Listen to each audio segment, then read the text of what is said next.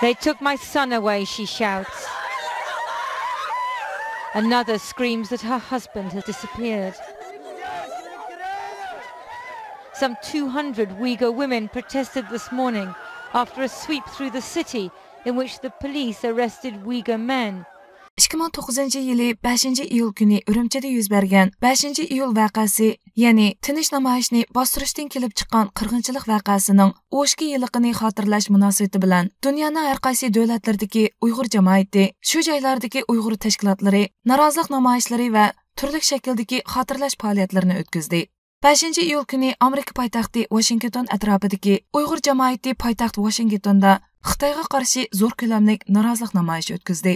200 dan ortiq odam qatnashganligi faraz qilingan bu namoyishga hatto yosh o'smirlarmi ishtirok qildi.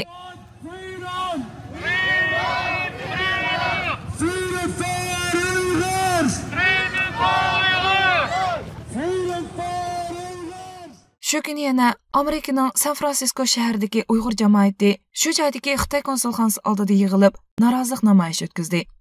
Yevropa davlatlaridagi Uyg'ur jamoatimi bu kunni namoyish bilan qarshi oldi. 7 ayning 4 kuni Gollandiya poytaxti Amsterdam shahridagi Dam maydonida, 5 iyul kuni Germaniyaning Myunxen shahridagi Xitoy konsulxonasi oldida va Karlsruhe shaharlarida norozilik namoyishi o'tkazilgan bo'lib, bu faoliyatga asosligi Uyg'urlar va Dunyo Uyg'ur qurultiyi vakillari ham kishilik huquq himoyachilari ishtirok qildi.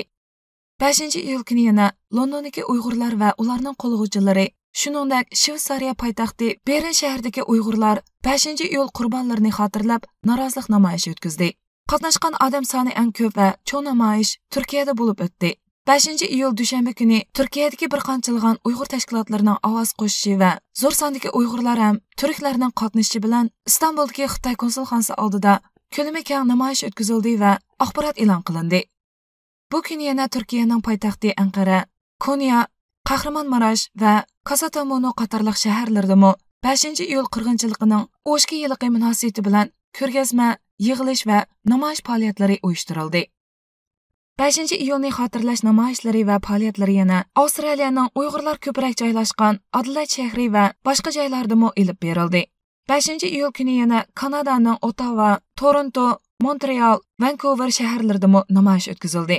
4 iyul kuni Yaponiya poytaxti Tokiodagi eng avvat rayonlarning biri bo'lgan Shinjuku poyezd stansiyasi oldida o'tkazilgan namoyishga Uyg'urlar, bir qism yaponlar, Mo'ng'ollar, Hongkongliklarmi kelib qatnashgan.